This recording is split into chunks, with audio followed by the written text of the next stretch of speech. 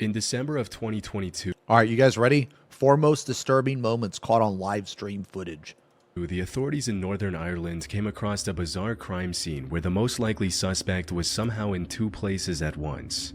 It all started on the 18th of December when Irish YouTuber VoteSaxon07, whose real identity is 33-year-old Stephen McCullen, live-streamed himself playing GTA Vice City. The stream started at around 6 p.m. and Stephen stayed live for about 6 hours, till midnight. The stream itself was quite unremarkable, with Stephen playing the game mostly in silence, broken by his occasional commentary. Unfortunately, while he was streaming comfortably in his home, his 32-year-old girlfriend, Natalie McNally, was going through something downright horrific. Stephen, however, was completely unaware of this and promptly went to sleep after ending the stream. The next day, he woke up to a barrage of calls and messages regarding Natalie. She was apparently at her parents' house the night before to watch the World Cup finale. The match ended at around 6 p.m. and Natalie went back to her home shortly after, which wasn't too far away. She lived alone in Northern Ireland with her 2 cats and a dog. However, the next day, no one could get through to Natalie. She didn't show up to work and wasn't picking up her phone either. At the time, she was also 15 weeks pregnant with Stephen's child. So when she went silent, her friends and family grew worried, fearing she was facing some health concerns. That's terrifying. After learning about her absence and waiting a few hours for a response, Stephen went to her home, which was about 20 minutes away from his home in Lisburn. Unfortunately, he was too late. When Stephen arrived at Natalie's home, the door was wide open. Inside, he found her lifeless on the floor. She had been killed. Detectives from the major investigation team What the fuck? have now launched a murder investigation following the death of Natalie McNally in Lurgan. This follows the results of the post-mortem. The 32-year-old died a violent death, having been stabbed a number of times, and there are signs of defensive injuries. Jesus Post-mortem report Christ. showed that she was killed on the night of December 18th, not long after she came back from her parents' home. However, investigators did not find any evidence of a forced entry into her home. This, combined with the fact that Stephen was the one who reported her death to the police, made him the lead suspect in her murder investigation, and he was arrested shortly after. Bro, did he record himself, then hit stream, kill her, go back home, and then end the stream? However, this arrest didn't last long, because as the authorities quickly found out, Stephen had a strong alibi. According to the post-mortem report, Natalie was killed during the same time Stephen was live streaming from his home. But that could not necessarily be a live stream. Investigators looked through Natalie's phone and found the last text Stephen sent to her at 5:57 p.m., which read, "Right, I'm off to stream the night away. Wish me luck." To which Natalie replied, "I might have a peek at your live stream later." This was enough to clear Stephen's name from any wrongdoing, but it left investigators with no clear direction on where to look next. Stephen did give them the name of someone he suspected, however, investigating that person didn't lead to any breakthrough in the case either, and the name of this person was never made public for this reason. Luckily, detectives found CCTV footage a few days later showing a man dressed in dark clothes and white shoes heading towards Natalie's home at 8:52 p.m. And then the same person going back about 40 minutes later. Given his timing, investigators determined that this was the killer.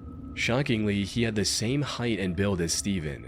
This put him on the radar once again, but it also raised a valid question. If Stephen was the perpetrator, how could he be in 2 places at the same time? Without he did any what I other said. option, the authorities put a £20,000 reward for information regarding the killer and continued investigating. They also feared that by the time they started this investigation, the killer could have easily fled to any of the neighboring countries. In the meantime, Natalie's case had become national news, resulting in multiple memorials around the country. This put even more pressure on the investigators to find the killer as quickly as possible. They made several arrests and even seized the suspect's car. Investigators also found the weapon the killer used on the 5th of January 2023, which was a knife from her own home. However, none of these developments brought them any closer to identifying the killer. That is until January 31st, when they arrested Stephen again, but this time with solid evidence. As it turns out, the only thing keeping him out of suspicion, the live stream, was completely fake. Yeah. The whole thing was pre-recorded and I knew broadcasted it. to simply look like a live I stream. fucking knew it. After his arrest, investigators went through his computer and found the original recording, which was made on the 14th of December, 4 days before the incident. They also found a taxi driver who described picking up someone matching Steven's profile near the murder at 9:30 p.m. and then dropping this person near Steven's house. Most importantly, according to the taxi driver, this passenger had forgotten his wallet at home, so he quickly ran inside his house to get the money. And as expected, he ran into Steven's home. All this evidence left no doubt in the fact that Steven was the one who went to Natalie's home to commit a predetermined crime. Jesus In hindsight, there Christ. were plenty of suspicious moments during the fake live stream that should have raised more alarms. For starters, the stream was titled The Violent Night Christmas Live Gaming Stream. At the start of the stream, Steven also claimed that he was having technical issues with the streaming software, That's so fucked. which he used as an excuse as to why he wouldn't be able to interact with the live chat.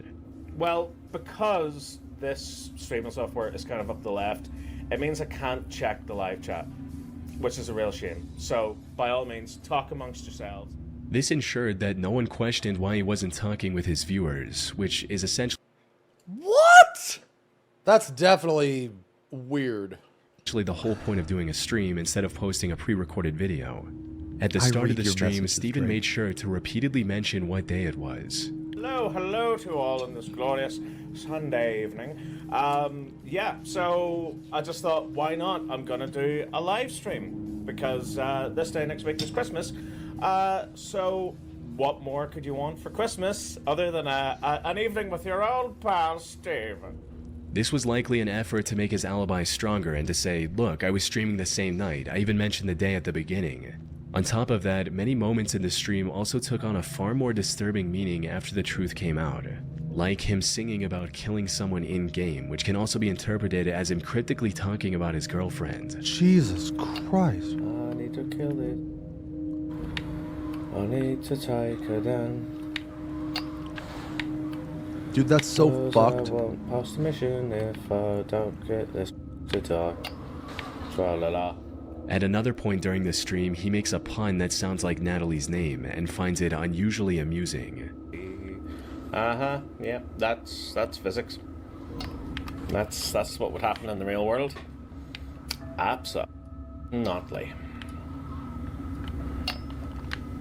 Absolutely.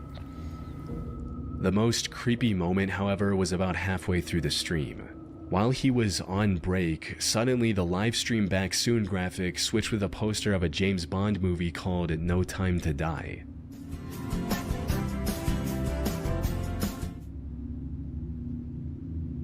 What? Steven later claimed that this was an accident.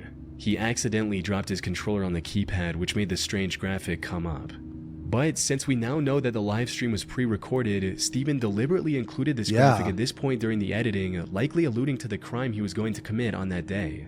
This theory becomes even more credible once you consider the fact that this movie poster came up at about 9:15 p.m., which perfectly aligns with the time he was at Natalie's house committing the brutal crime. That said, his clever schemes were derailed and he was charged with murder. He was also refused bail. And at the time of writing, he's awaiting trial on May 6, 2025. Hopefully, Natalie and her family Holy shit. can get the justice they deserve. That's fucked. Like, why? Like, I know that sounds like stupid. Like, but what I'm saying is like, what would cause him to do that? No, it was definitely premeditated. Yeah, but like, what would cause him to do that? Is it mental problems? Is it stuff in the relationship? Is it? I mean, like, I'm not trying to find an excuse or anything like that. I'm very interested in this stuff. Like, I watch a lot of crime documentaries and like, you know, forensic shit, and this stuff is very interesting to me. Damn, this was crazy, dude. Like right when he said that he was in two places at once, I was like, nah, man, you can just stream a recording. I know because I've streamed a recording before. All right, so one time I wanted to play a little prank. So what I did was, I'll just show you what I did. So I hit play. Turn my camera off. Okay, so Yeah, we'll see. I want to play some Wilds today, and I think I want to do like a review or something of it. I have like a ton of hours. I've played multiple weapons. Oh, I saw that game Claire Obscure came out. So anyway, so I started the stream like this, right? But I started from like a VOD from like 3 months ago. And the things I was saying was talking about a Final Fantasy patch. And there wasn't a patch coming up. But you guys thought there was a patch coming up because I was talking to you in my VOD. You guys were like talking to my VOD and hella confused at the same time. And then I started to feel bad. So then like as the VOD's playing, I go, okay, I'm sorry, Yeah, it does guys. look That really was a good. VOD the whole Maybe they time. just- Okay, I'm sorry. I'm sorry. I love you. Yeah. You guys are so fucking bad, dude. Holy fuck. Man, my face hurts from smiling. You guys were so mad. All right, anyway. Okay. On April 4th, 2020, Ernest Wilson went live on Facebook during a house party without knowing that these were his Yo, Max would have fell for it. Max would have fell for it. Every time I do this, dude, he tells me my camera's frozen. He's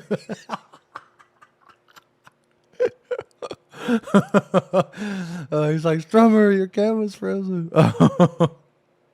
final moments alive. Ernest was a 24-year-old warehouse worker living in Baltimore, Maryland. The only passion he had in life was for partying, playing board games, and turning them into drinking games. Unfortunately, God, dude. Monopoly is not a fun game. Monopoly is a dark game. Because how you beat your opponents is like you put them into fucking... You put them on the street. Holy shit, that sounds so familiar. It's when you bankrupt them and they become a jobless, worthless bum. Okay, anyway. Unfortunately, the 2020 pandemic and the subsequent lockdown closed every public venue he frequented. So he bad, decided dude. to take matters Man, pandemic was horrible. in his own hands and came up with a solid plan. He would rent Airbnbs, A lot of people got host fucked an over. invite-only party, which he Dude, you know what's crazy about that, man? This is one thing that I'll like never forget. Like the pandemic really showed like people's true Can you colors, shut man. the fuck up? One of the things that it showed is that we do not give a fuck about grocery store workers or anything like that. Like as a society, those are the people that really carried us through. People in like grocery stores, nurses, and you know, the medical field, shit like that, right? Those are the people that fucking carried us through. Or the people like delivering your groceries, right? And we pay them shit. Sometimes, man, like you'll work at a grocery store or something and people think, you're a fucking loser, you got shit job or whatever. But then when the pandemic rolled around, they were like literal fucking, you know, they were carrying everybody. referred to as a game night with a fee to cover the expenses and have a good time with his friends. These parties started off small but quickly grew in numbers as more and more people became aware of them. And on April 3rd, he went onto Facebook to plan another party that weekend, asking, "Should I do game nights again this weekend?" And, "We playing hide and seek at game night tonight?" After receiving enough confirmations, he decided to go ahead with the plans and announced a 2-day game night with free entry for girls and a $5 fee for the guys. Not long after this announcement, he also made a post about bringing uninvited people, stating, "Please don't show up with nobody I didn't personally invite if we didn't discuss it first. They're going to get left outside." Maybe he had experienced problems with uninvited guests at past events. Or maybe he simply wanted to know the exact number of attendees ahead of time. But in hindsight, his concern makes a lot more sense. As the night approached, Ernest started the event, and it went just as well as he could have hoped, with everyone dancing and having a good time. That is until 2:30 a.m. when the group decided to play the hide-and-seek game they discussed earlier. Oh, God. Ernest took charge as the first seeker and began a countdown at the Airbnb's backyard. 1, 2, 3, 4, 5, 6. However, as soon as he began searching for his friends, he stumbled upon something completely unexpected. 1, 2, 3. Who the is that, G? I don't know. Your face. Get your on the other side of this gate. Who the? This can't be one of my friends.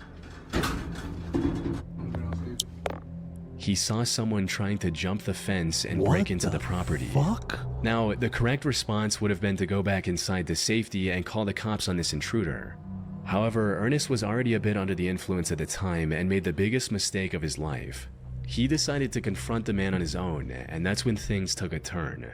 The intruder was armed, and after some back and forth, tragically shot Ernest before fleeing the scene, all of which could be heard on the live stream. Holy fuck.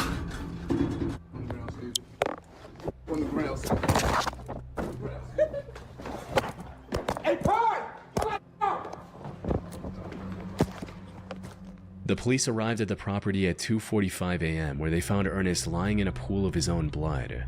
According to the few statements that were released to the public, this appeared to be a case of a robbery gone wrong. However, some believe there was more to the story. This is because during Ernest's struggle with the intruder, a girl can be heard laughing in the background.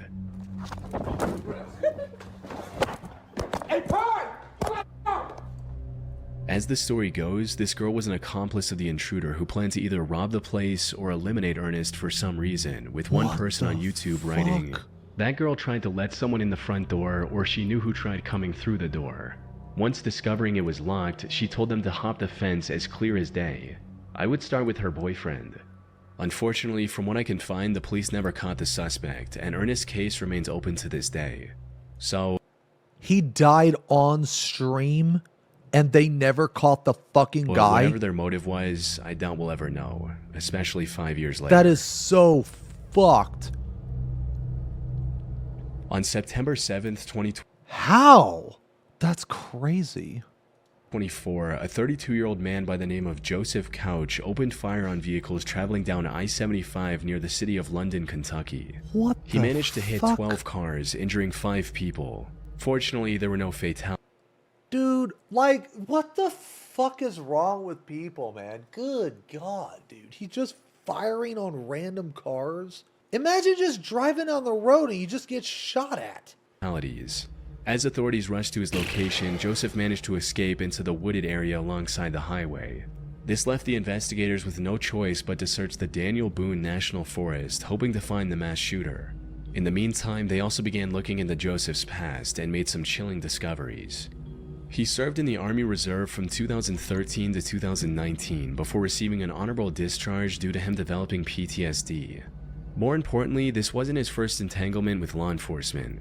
Back in 2015, he was arrested for throwing a rock at a dog and then pointing an AR-15 at its owner. Threw a rock at a dog. When asked why he did so, he started cursing, went inside his home, and came back armed with an AR-15. Joseph had to pay $1,000 for bail, and the case was later dismissed a few months later. However, the same year he was arrested again, this time for supplying a minor with alcohol and vandalizing private property with spray paint. This resulted in him having to spend 6 months in jail, alongside 200 hours of community service and a $1,500 fine. All of this highlighted just how mentally unstable he was. Something that became even more apparent when investigators factored in the messages he sent to his ex before the shooting. These read, "I'm going to kill a lot of people. Well, at least try. I'll kill myself afterwards." His past record and these texts also made it clear that Joseph wouldn't go down without a fight if they managed to find him. Unfortunately, the search for him wasn't progressing as smoothly as they'd hoped. The search for the suspected highway gunman, Joseph Couch, intensifies as law enforcement has expanded its search efforts. State police say they are extending their search deeper into the Daniel Boone National Forest as the manhunt for Couch enters day 7. Local agencies... I was just thinking that the same thing. Going and grabbing a gun doesn't get you in jail, but giving a 17-year-old alcohol and graffiti will put you in like 6 months in jail. Like, what in the fuck? How fucking ass backwards is that? Were forced to close a section of I-75 and shut down schools, fearing Joseph might strike again. Eventually, they did manage to find his SUV, which also had numerous cases of ammo for the AR-15 style rifle he used for the shooting. However, this didn't provide any clues about his current whereabouts. In a desperate measure, the authorities put a $35,000 reward for finding Joseph to enlist the help of locals. And that's where the McCoy couple entered the picture. Fred McCoy and his wife Sheila operate a museum dedicated to the historic feud between the Hatfield and McCoy families in Kentucky. They also run a small YouTube channel dedicated to this museum called Hatfield McCoy Museum Adventures, where they discuss the various aspects of that feud in greater detail. After hearing about the massive reward, the couple decided to give it a go. They had lived in the area their entire lives and knew the wilderness well. $35,000. That's a sweet little piece of money. We're going looking for them. We're hoping. Oh, man. I already know what's going to happen, dude. I already know, and I think a lot of other people already know. He finds us. But we're going looking for this Couch guy, Joseph Couch. They also decided to live stream their adventure through the Kentucky forest on YouTube, likely to have an instant record of whatever they find. They truly believed they could find him, and luck was on their side, because during one of their live-streamed expeditions, Fred noticed a whole bunch of vultures hovering over the same area, possibly indicating a rotting corpse nearby. The two decided to head towards the vultures, and just 30 minutes later, the McCoys found what they were looking for.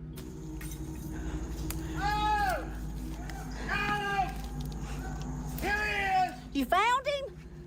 Oh, my Lanta. I'm coming. Oh, my Lanta, you found him?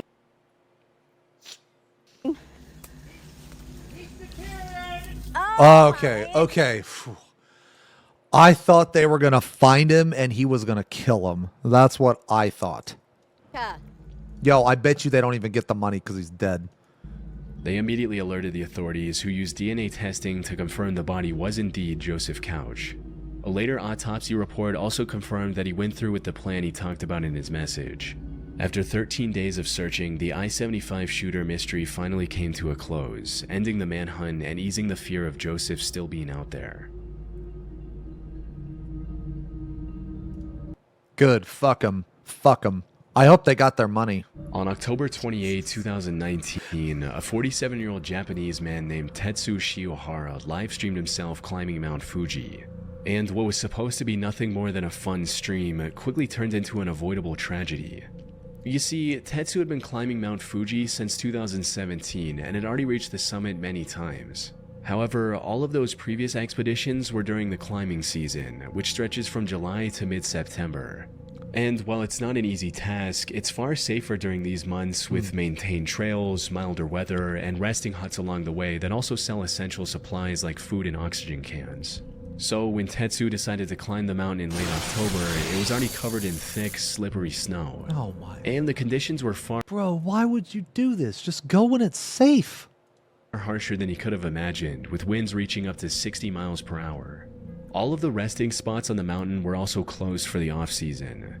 But despite this being his first off-season climb, the unfavorable conditions did not deter Tetsu. He was determined to reach the summit and make it back in a single day. Unfortunately, the stream didn't get off to a good start, as he forgot to bring essentials like thicker socks to keep his feet warm and crampons to prevent his shoes from slipping. ソックス。あ、靴下。あれ？靴下忘れた。いや違う違う。バス。何が？ちょっと待って。 Later, he also commented on how he didn't bring any food with him to avoid making his backpack too Like, heavy. dude, I don't feel sorry for him. I don't feel sorry for him one bit. It's like people forget that a mountain can fucking kill you. How do you not bring any essentials? The motherfucker didn't bring food or socks and is trying to climb a mountain in off-season. Like, I already think climbing a mountain in season with maintained trails is dangerous. But as the climb continued, not having food became the least of his worries, as he quickly realized the snow that day was deeper than he could have imagined. On his way to the top, he passed several points where the trail had collapsed due to bad weather. About 2 hours into the hike, his viewers started to notice how dangerous things were getting as well, and began urging him to turn. I don't feel sorry for him at all. This is a moment of play stupid games and win stupid prizes. Turn back before reaching the summit. 一般客なの。そうやね。そうやね。でも山頂まで行けちゃうと思うよ。This is like playing Russian However, roulette or he something ignored and then all being the warning surprised signs when and there's pressed a on bullet with in the hike. chamber. And by sheer willpower, actually managed to get close to the summit. Sadly, this is where his luck ran out. While treading through a particularly steep section of the trail, Tetsu slipped and fell down the mountainside. 外が待ってんだけど雪で。 I mean, yeah. Look at it. It's dangerous.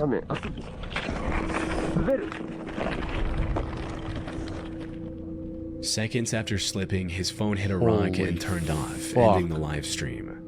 His viewers immediately alerted the authorities.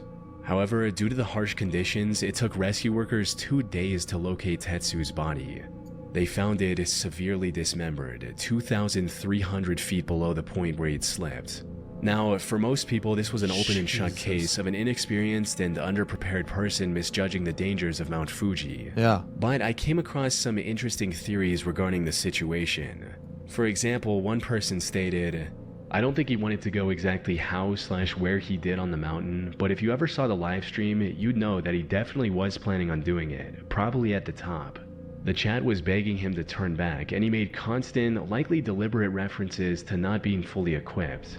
Additionally, he had a very ample and generous amount of time to turn around if it had purely been a mistake, with the last few people he met warning him to not go any further. In other words, Tetsu intended to end everything that day. The missing equipment was a deliberate decision, not an oversight. Although there's no evidence to prove this theory, and we'll never know for sure if this was actually his intention." I'm like so fucking conflicted, man, because it's like a sad story, but at the same time, it's like, he went up. I don't know, man. I'm very conflicted. It's just fucked, man. All right, anyway, man, this was an insane video. This was awesome, man. I love this channel.